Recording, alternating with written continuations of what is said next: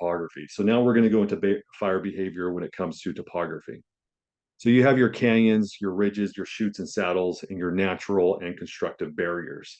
So for fire behavior, we went through weather, we went through fuels, and now we're talking about the topography itself. So narrow canyons. So first, when you're looking at when you're sitting at your underwriting desk and you say, okay, this is where my property is, it's not just about the fuel. Even though the fuel is what you can manipulate to understand how that fuel is going to react to its environment, you have to understand, what is the weather in that area? What is the seasonality? What is, is this area impacted by those large winds? And you also have to understand the fuel, but you have to also understand what is the topography. And the reason why the topography is so important is not it will push your winds in certain directions. The reason why is because air cannot move through solid objects. And so as it impacts the sides of the mountain, just like water, it starts flowing more rapidly in the areas where it's getting constricted. And as it starts constricting, it starts pushing up more rapidly. So what that means is in your narrow canyons, areas where the canyons are more narrow, wind's going to impact the sides of the walls, and then start getting restricted into the smaller areas, and then start pushing that way much quicker. And what happens is that that makes more rapid fire behavior within a narrow canyon. Not only is a narrow canyon, not only does wind speed up in narrow canyons, but also fires it's a lot easier for fire to transfer from one side of the slope to the other side of the slope. And that's through spotting as well as rollout. So as fires are burning, stuff will roll down the mountain and then possibly connect the other side. So when you're looking at a narrow canyon, you say, okay, my structure's on this side. Just know that a fire on the other side could likely transfer to your side of the canyon quite easily. You see it a lot in California when you're looking at the mountains. If you kind of scroll through even the Beverly Hills area and just kind of move out towards the Malibu area, you'll start seeing that these narrow canyons are just all over the place. And what those narrow canyons do is it speeds up weather. They're also aligned with your Santa Ana winds event, so they speed up even more within those canyons. So when you're looking at wide and box canyons, they act differently than your narrow canyons. So on the left-hand side, you have your wide canyon. And so when you're wide canyon, cross canyon spotting is not usual. So the more wide your canyon is, a fire on one side is not necessarily going to transfer to a fire on another side. Also, there's drastic differences in fire behavior just because of aspect alone, and we'll kind of go into what that means. But just knowing that, a wide canyon, depending on where your structure is, can act very differently if it was on the other side of the canyon. When you're looking at box canyons, and once again, on the right-hand side, think air is going to impact the side of this wall. It's going to all funnel in. And it's all going to funnel into that small area. And so what happens is if there's a fire on the outside, so if we were to ignite off these bushes, the fire would race into this box canyon. You see this a lot in ski resorts. The reason why you see so many of these in ski resorts is because they're good when it comes to slopes. So you have a slope on all sides, which is not a dramatic box canyon like we see here, but it's a little a less steep box canyon, but at the same time, you have slopes on all sides that the ski resort uses for their ski slopes. But a fire on the outside or at the bottom of that canyon can rapidly spread and move up that canyon. So knowing where to put your defensible space is extremely important when you're looking at topography. Is the bottom of this box canyon, is there just no vegetation? Because remember, if it's void of vegetation, we've now mitigate the risk. Even though winds are going to do what they're going to do, the chances of fire being able to push through that canyon if there's no fuels really goes to none, because you can't have fire without fuel. Then you have your ridges. Ridges are extremely important. So as fire impacts your ridges, so now, when you're thinking about those structures that have those really nice views, are they on the top of the ridge? As fire impacts the top of the ridge, it does start to slow just because After it runs to the top of the ridge, it hits a battling wind on the other side, which starts pushing it over. And so just knowing that ridges in general are where firefighters stop fires, and we use ridges to stop and suppress a fire. There's a reason for that because it's easier to slow down and stop a fire on a ridge. Depending on your ridge, so on the right-hand side, you'll see kind of a more gentle ridge. That's really not going to, in the absence of wind, you are going to have fire behavior, but it's not going to be as dramatic or fast moving as it would is your knife back ridge on the bottom left. So on the bottom left-hand side, that's a knife back ridge. And what that means is that if there is vegetation, it's physically closer together as that if you would vegetate that entire slope and you ignite the bottom, it's physically close. The vegetation is physically closer together because that convective heat is going up and it's going right into the next bush and the next bush and the next bush all the way to the top. And it's going to be very dramatic and it's going to move very quickly. So definitely, looking at your ridges and knowing the type of ridges is extremely important. Where your property is on those slopes is also important. Now we're going to talk about saddles and chutes. So saddles and chutes, just like narrow canyons, air does funnel into these areas. And knowing where your properties are on this area, is your property in a saddle? Is your property in a chute? They teach firefighters to actually be wary when they're walking through chutes, when they're walking through saddles. And the reason why, because wind, when it impacts the side, once again, it funnels into those crevices and pushes rapidly up slope. Also, when you have your drainages, and your drainages are known to, as things die, and imagine a tree falls down, it rolls into those areas and then just has dead fuel within it. But knowing if your structure is located in a saddle or chute, is extremely important because you may need more defensible space. You may need more defensible space than just 100 feet because it really is in an area that is going to spread fire rapidly towards that structure. So looking at the topography, looking at where your structure is located within it is important. And I always like to point this out. If those where those little greenhouses are, is that an area where it's bad to have a structure? The answer would be no. No, that wouldn't be bad at all because there's no vegetation underneath it. Even though it's in technically a bad topography area, there's still no vegetation around it. It has great defensible space. A wildfire really wouldn't be able to get to those structures. So really, it does come down to the vegetation that's surrounding it. But knowing if there's vegetation there, that now this isn't just a bad area. This is a bad area for vegetation and for the topography that it's in. So now we're going to talk about natural and constructed barriers. So you have your lakes, which would be like a natural barrier, in your road systems. Even anything man-made is really going to be your constructed barriers. And then also, I always like to point out, your your burn scars, which is a natural barrier as well. But and I'm going to answer the question that I always get asked all the time: is, are burn scars good? And the answer is, for a time they are.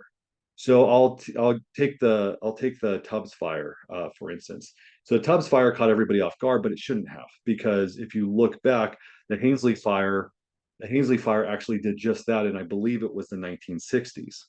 And it did it once, so therefore it can do it again. So when you look at, is my property inside a burn scar, just know that it can do it again. And if it has happened all the time, it's likely to happen again. But it's not going to happen for some time. So the topography as well as the weather systems in that area were the same. The only thing that changed is the fuel. As the fuel gets burned up by those burn scars, or actually by the fire that makes a burn scar, there's no more fuel in the area, which is great defensible space. And without fuel, we really can't have that large wildfire that just happened. And fast forward, 20 years, all that fuel is now grown back. And so that's the difference between severity and frequency. So once it happens, and it happens a lot, the frequency of the fire, yeah, that's destructive, but severity is sometimes even more destructive. An area that hasn't burned in a very long time, hasn't burned in 100 years, is really those large damaging fires that happened. Also, something to think about when you're thinking about your burn scars is if it happened once it could happen again. So, we always like to say, it depends on how long you're on the property. If you're a builder's risk insurer and the fire just went through that area and you're only going to be on that property for, a couple of years, well, then that's a great risk to insure. It depends on how they build back their communities as well. Are they doing a better job than they did last time, or are they building it back exactly the way it was? And so when it burns over again, it's going to burn everything down again. These are all the questions that you need to ask yourself at the underwriting desk when you're looking at that property. How long am I going to be on it? How long ago was that burn? And now that I know that it burned, it can definitely do it again. Am I willing to be on this risk? So now we're going to go into topographic characteristics, which is slope aspect, as well as position on slope. So slope and rate of spread really go hand in hand. And the reason why is because, like I said, the vegetation is physically closer together when it's on a steeper slope. And so what happens is you get the ignition at the base of the slope, and then you start getting a draft. The reason why you get that draft is because as hot air rises, cold, fresh air comes in to replace that hot air. Well, what ends up happening when that fresh air comes in with a slope, you get preheating, that flame starts to bend over a little bit, and now you have convective heat. Remember, you put your hand over the fireplace. Well, now the vegetation above it on that slope is right above that flame, so that convective heat is getting pushed across the slope. It's rapidly drying out and preheating the fuels in front of it. And then also something to know about slopes is that burning chunks then roll down the slope and do it all over again. So slopes in general, so depending on where your property is on a slope. So now think about it this way. If your property is mid slope, that's probably the worst place for your property. Just because of the fact that as it's preheating, as it's moving up slope, it's going to run to the top of the slope. And it's not going to just stop because your property's there. It's going to keep going all the way till it hits the ridge top unless someone stops it, especially on a steeper slope. Also, something to think about is that your decks in general, you like to, we like to put our decks, facing the view. They're not going to put it at the back of the slope. They're going to be putting it, facing the view. And what ends up happening is those decks, the bottom of the baseboards also start to ignite as well. So knowing where your structure is on the slope is extremely important. Now we're going to go into aspect. So you have your north and south aspect. So your north aspect is going to be higher vegetation, more dense vegetation, more defensible space needed. Your south aspect is going to need less clearance, but it's going to be more dry, and that's because of the heating of the sun. As the sun goes across, it starts igniting the hillsides, or starts heating the hillsides. And the areas that get more shade are going to be higher in fuel moisture, like your north aspect. So you're going to have more fuel. So just knowing that north aspect, more moisture, but more clearance. South aspect's drier, faster moving wildfire. And like I said, when it comes to position on slope really matters.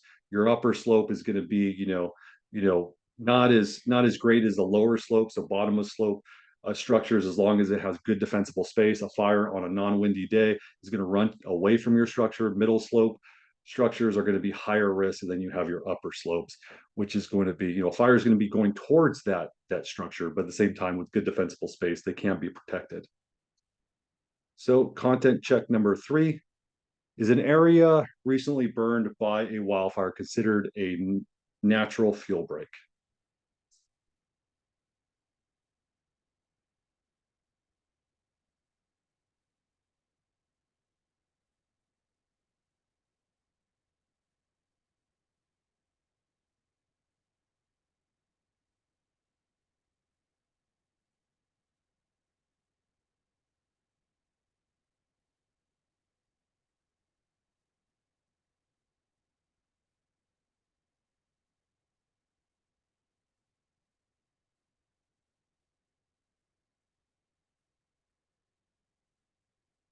So the results are in, and it's true. Yes, it is a natural fuel break.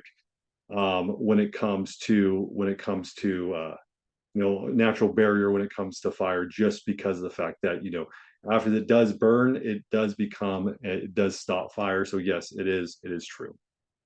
It does slow down the spread as well. Okay, so let's get into wildfire risk mitigation. Now that we know, when it comes to risk selection, all the things that we should be looking at, what should we be looking at when it comes to wildfire mitigation? So I'm an NFPA certified wildfire mitigation specialist. I do like the NFPA standards. They are national standards. Who is the NFPA? The NFPA develops and publishes fire safety and prevention code standards really across the board, used by really all professionals in the fire, well, utilized by a lot of professionals, firefighting, building construction, as well as insurance. We're going to be talking about, some of the defensible space metrics as well as the structural hardening metrics when it comes to NFPA. So when we're talking about structural hardening, we are talking about the structure itself, not the vegetation, but the structure. Remember, it is a fuel though, so we are manipulating the structure so that it's less combustible, but it is structure hardening. And so we're going to be looking at from the chimney to the eaves, from the tops of the exterior walls to the foundation, and from the foundation to the immediate landscaped area from the structure itself. So what's attached to the structure? What about the roof and everything that's attached to the walls? So from the chimney to the eaves, we want to make sure that the roof is non-combustible Class A material. You'll have your rubber membrane roofs. Your rubber membrane roofs, and I always point these out because that really is the one that gets forgotten. Yes, they could ignite. I've seen it where, palm thatch that it was ignited, landed on the roof, or leaf litter on the roof starts igniting and then burns through the rubber membrane. You just want to make sure that it has at least a gypsum board underlayment or a non-combustible underlayment. Doesn't go to straight wood. Because if it does go to straight wood, it can burn right through that wood and get into the attic space. But then you have your wood shake roof. So I will say this, the roof is the most vulnerable part of the structure. Embers are falling down onto a structure. It's going to land on the roof and around the structure. So the roof is the most vulnerable part of the structure itself. So making sure that that's non-combustible. A wood shake roof in this area is just a wood pile on top of your roof. And then also on a house like this, where it's clay barrel tile, you want to make sure that there's bird stops presence. And what that is just a barrier so that that barrel tile, which does have a hole, that there's something filling that gap. So that one bird nest doesn't fill those areas, or birds don't fill those areas with their nest, as well as you don't want embers to be able to get underneath the tiles itself, and then ignite something underneath the tiles. So bird stops are always really good to have due to ember fallout, getting pushed underneath the tiles. Closed and non-combustible eaves.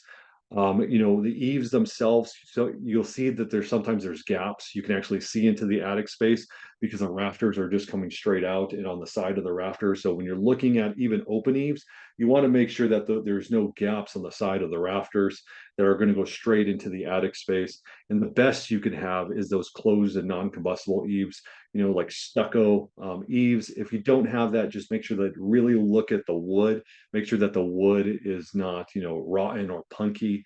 And that if an ember does get into those rafters, it's not going to start to ignite or be able to pass into the attic space. Non-combustible gutters and gutter guards, really where there's overhanging vegetation. So non-combustible gutters, the plastic gutters, as those start to ignite. So imagine if you have a small little leaf litter within there, the leaves within the gutters themselves, they will start to ignite and then start burning the gutters, and that because they're plastic, and it'll burn at the base of the wall. So they'll fall down after they melt, and they'll start, be flame at the base of the wall now. So it didn't do really good. So non-combustible gutters, metal or aluminum gutters that is not going to ignite along with the leaves, and then also gutter guards in areas where there is overhanging vegetation. That is, if the vegetation does drop onto the structure itself, it doesn't fill up the gutters. It has a way of just kind of blowing off the side of the structure. You want to make sure that there's at least 1/8 metal mesh within your vents. That's because anything like a 1/4 inch or even larger or no mesh at all, as those embers impact the vents, the larger that hole is, the larger the ember that can pass through and get into that attic space. Also within the attic space, you want to make sure that if this is a residential home, that they're not storing Christmas or really anything Christmas decorations and boxes inside the attic space. Also, really anything in the attic space.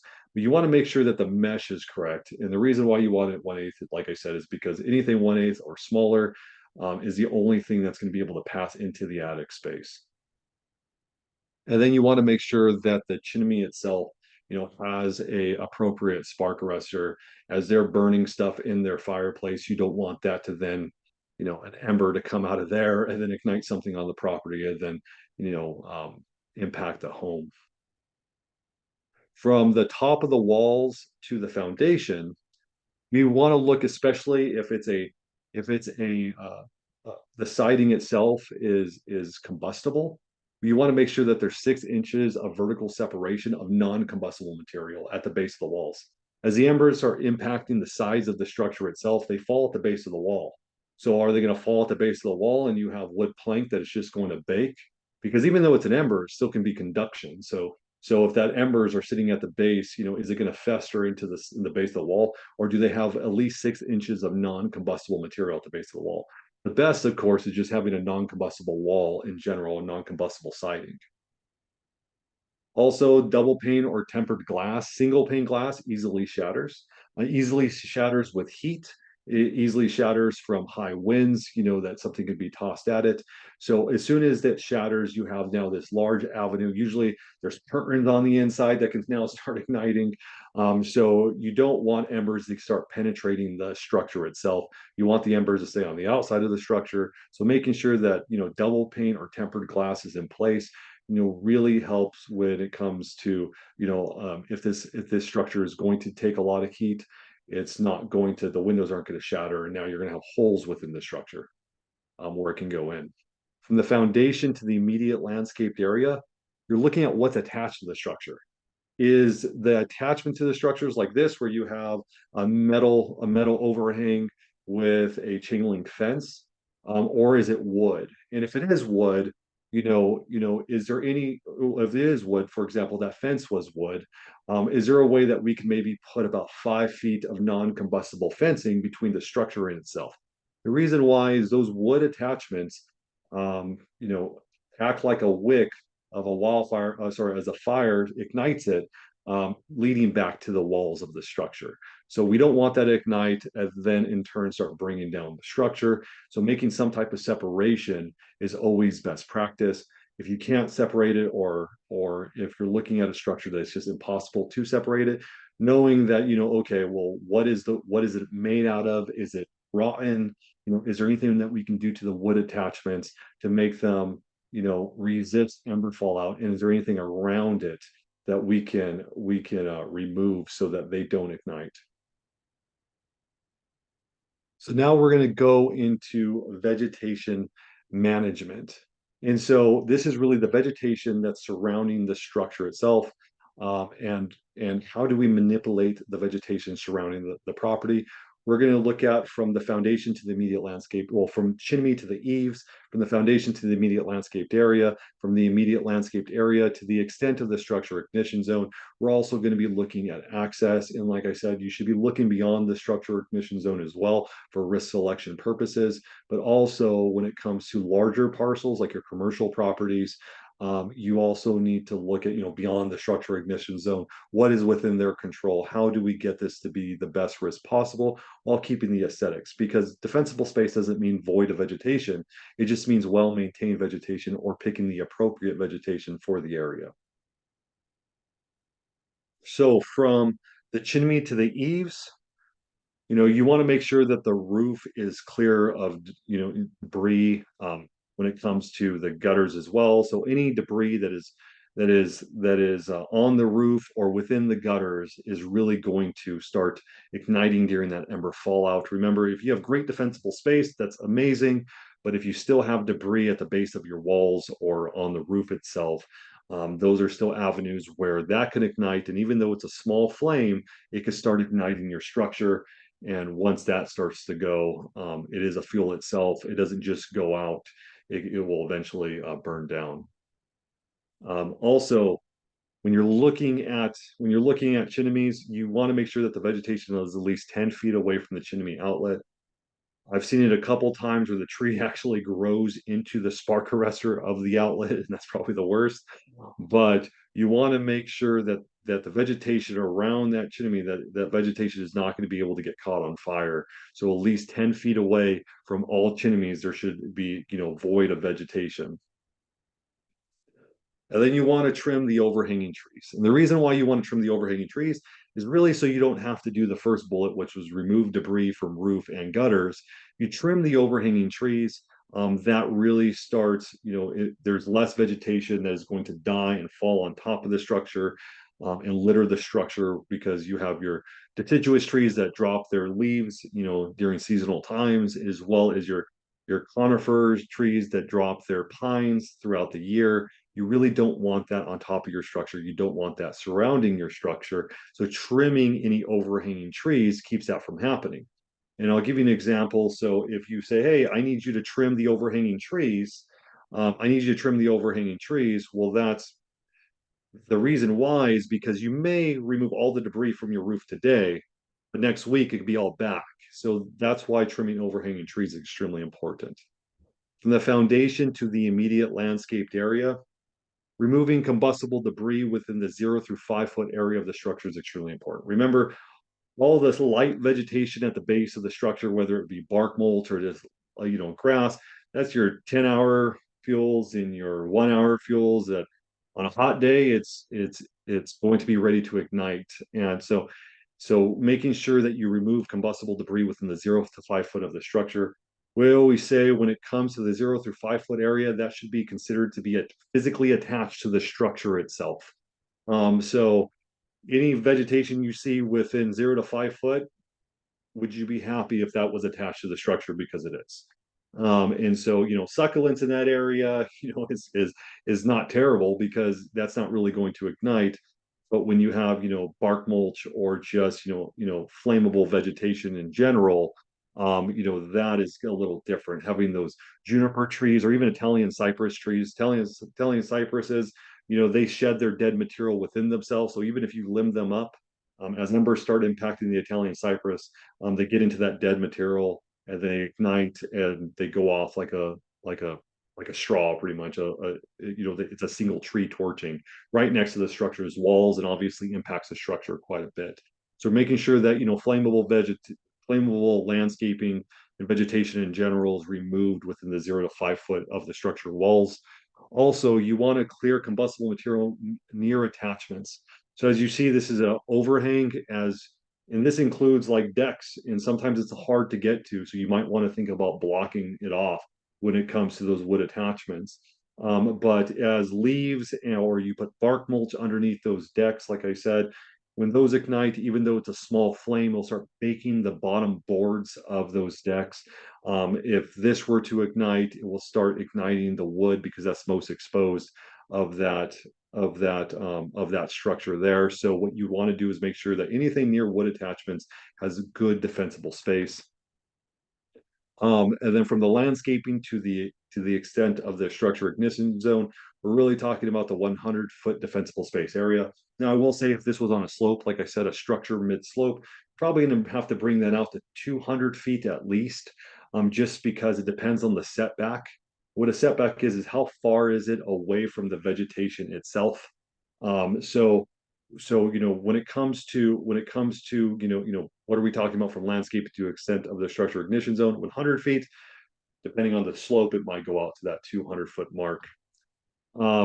So what are we talking about in that 100-foot area? We want to clear those louder fields. We want to make sure that we didn't, like in that video, the vegetation is not going to be able to get into the tree canopies, into the tops of large bushes. We want to make sure that it stays on the ground if it does ignite in that area, and it's a creeping fire or it's a smoldering fire, not being able to get into the canopies of the trees. We want to make sure that the tree canopies spacing is correct as well. So if they do need to space out their trees in order to, if one were to ignite, you don't have the whole thing igniting. It's just a single tree torching. That is something also to take in consideration, especially at a property that looks like this. Also, your dead standing trees. I don't know. So it's just firewood standing up. So as fire, even creeping fire, impacts the base of the structure, it starts eating away at the bottom of the tree. I fought a lot of fire when it comes to in timber, and it sounds like Godzilla coming to the forest because you just hear these trees falling nonstop. And the reason why they're falling is because it burns the base of these trees out. They're already unstable. And if you have a dead tree on the property that ends up getting on fire, it's likely going to fall and impact your structure, especially if it's in striking distance, or impact your access to getting to the property.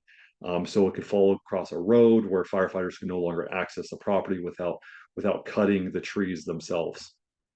And then removing dead palm thatch as well.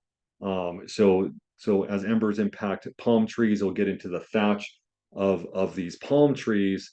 And what happens is yes, the thatch burns, but the base of the frond burns first, and then you have this sailing palm thatch landing on the property, landing at the base of the structure itself. It doesn't just burn up the tree. What it does is it breaks off and then lands all over the property.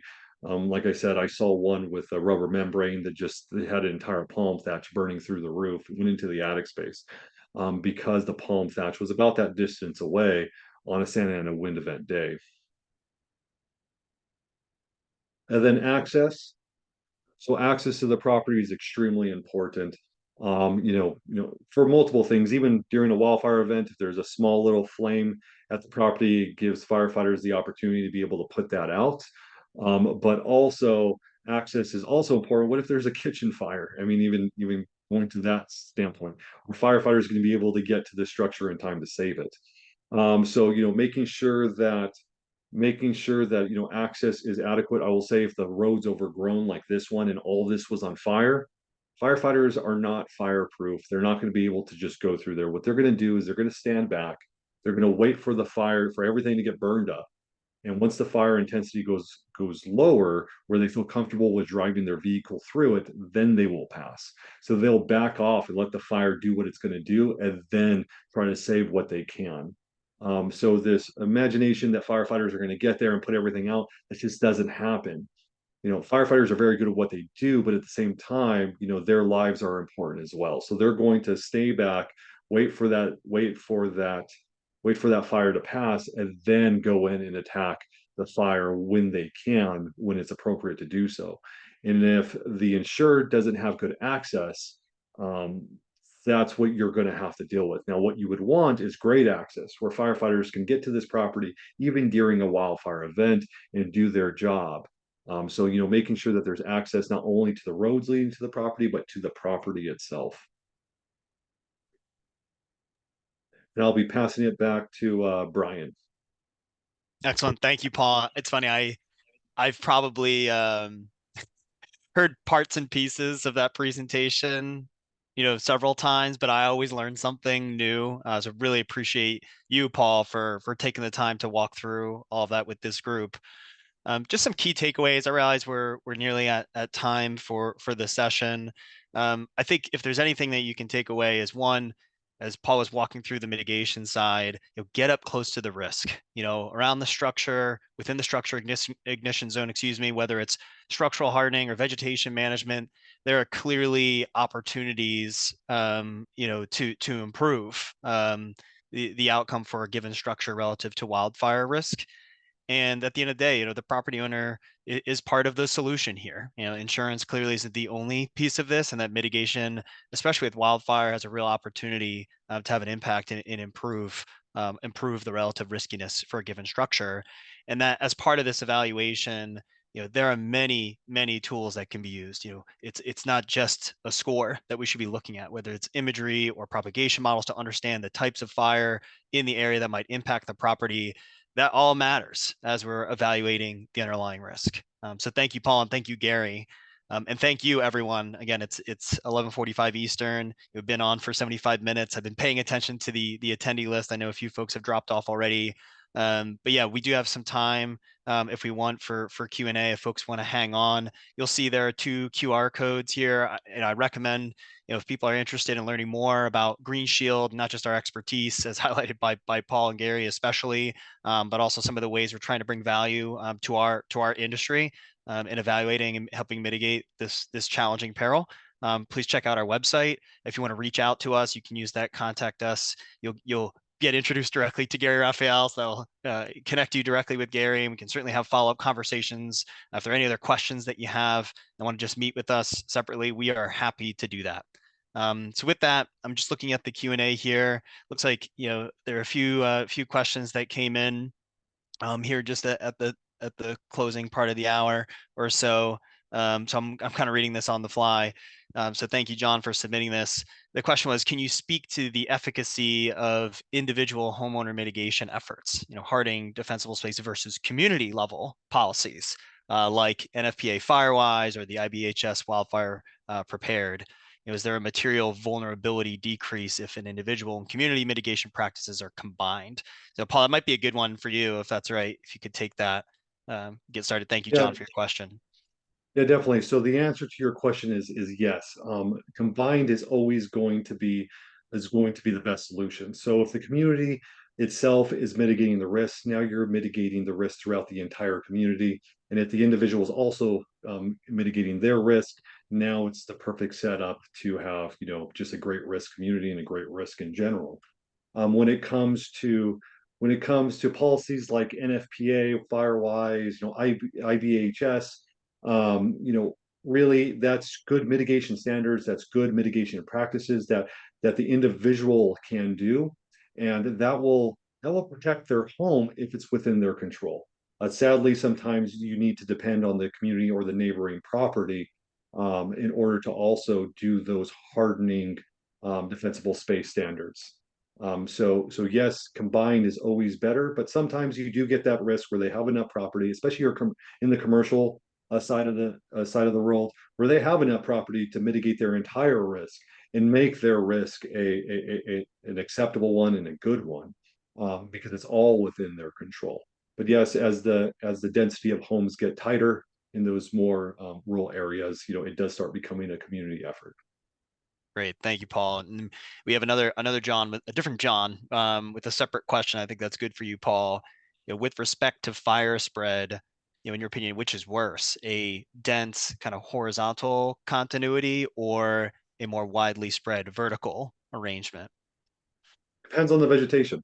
So I would say, for example, if you have horizontal continuity of light fuels like grass, it's going to be less intense. It's going to go up as fast as it's going to go out. It's going to happen very quickly because it doesn't take much to burn up grass. It's just going to burn and then it's out, and you can literally walk right over the burned area within a couple of minutes after it's done burning. That's how less intense it is. But if you have horizontal continuity with dense vegetation, that's going to be pretty bad. I would say that horizontal continuity probably takes the ticket as long as that vertical continuity is not next to the structure, because that's really what's going to keep a wildfire, give the wildfire the ability to grow large. So if you have continuous horizontal continuity, a wildfire can grow extremely large. If you have vertical continuity, it can get into the canopies. But when you have both of them combined, that's when you get those crown fires, is you have that continuous vegetation. It's not just a single tree igniting. Now you have both of them combined, and that's when you have those really destructive fires that we've been seeing. Awesome. Thank you, Paul. And this is another question from John. This is an interesting one. I haven't heard this question before. I think you'll like it, Paul. John, he said he recently learned about a service that carriers are offering. I know we're familiar with this one too, that is part of the homeowners policy in California, where there will be an emergency response team that will actually go out to the property when a fire is incoming. In your experience as a firefighter, have you seen this as being a hindrance, right, to what your job has been? Do those sort of private, firefighting efforts for a given property, we'll call it, get in the way of the broader efforts to suppress or support the fire mitigation activity? Yeah, so two things. So the first one is firefighters that are actively suppressing the fire are worried about the fire. The private firefighters are worried about the insured structure. So you have two different objectives. When I was, in the federal service with the United States Forest Service, my job was to stop the fire from getting bigger. I was doing large scale operations to stop a fire from happening. I wasn't worried about one single structure. I was worried about all of them. And whichever ones would be impacted first, that's what I was worried about the most. When it comes to suppressing the wildfire in general, that's also what I was worried about. When it comes to the private firefighters, they're really kind of going in and targeting one structure. From what I've seen so far, they really don't get in the way. They're just kind of going straight to their structure as long as they know what they're doing. So as long as they're qualified, they've been through the same training, they have been to a wildfire before, they know how to talk on the radio, they went to the incident commander and checked into the fire. So they are following everything, meaning they went to the incident commander when they showed up, they checked into the fire as they're moving around in divisions, which would be the geographical landscape. They are checking in with the division and saying, hey, I am now on your division. They're operating like a firefighter. And then they're also going to the insured's home. Now, is it going to be a hindrance that someone is putting water on a fire that I am not? No, that's not going to happen. They just have a different, they have a different role. And what their role is to target one structure, which is, that's one less structure that the fire service has to worry about. So that's the way I view it personally. As long as they're not igniting new fires, trying to do backburns, that's when you really start to get into these areas where, yeah, they are a hindrance because they don't know what they're doing. So it definitely depends on the individual showing up. Really interesting, Paul. Thanks so much. I think maybe I'll ask one more question for you to close out on, and then we'll wrap up the session. Just as kind of a last thing to speak on, can you share some best practices for integrating wildfire risk mitigation strategies into insurance underwriting processes? Yeah, definitely. So when it comes to pre-bind, when you're looking at a risk, you should do a good evaluation beyond just a questionnaire. So, definitely getting up close, especially if you're writing in a wildfire prone area. So, yes, you should have your questionnaire, get through the first step, but also understanding the risk itself, kind of getting eyes on the risk, if you will, if you have the opportunity to. But also when it comes to wildfire mitigation in general, a lot of those can be adopted into guidelines. So a lot of those can be adopted into guidelines, making sure that, there's certain things in place. During renewal, I know that that's usually when the loss control inspectors go out to these properties and make sure that these things are getting done. So making sure that that they did get completed and that you're making recommendations that make sense.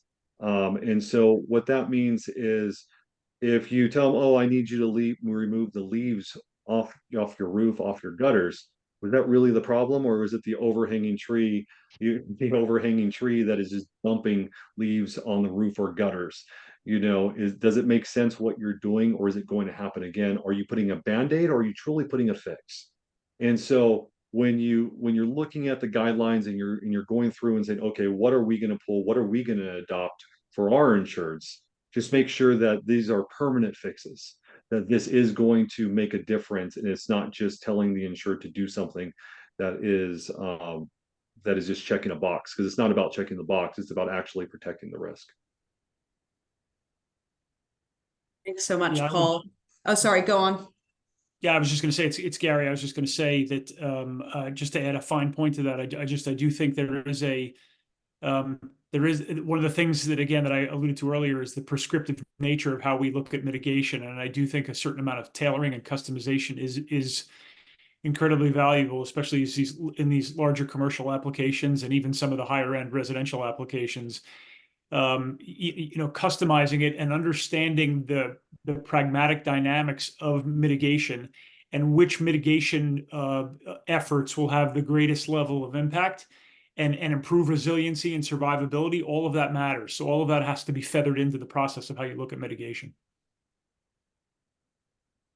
Thanks so much. That's really helpful. And yeah, thank you to you all, Paul, Gary, and Brian. It's really excellent presentation and discussion. And thank you for all who joined us for taking the time. We hope you enjoyed the session and found it useful. As I mentioned earlier, we will circulate a link to the recording along with the presentation slides. Paul, Gary, and Brian are really happy to talk you through any further questions you might have, so please don't hesitate to reach out and contact them.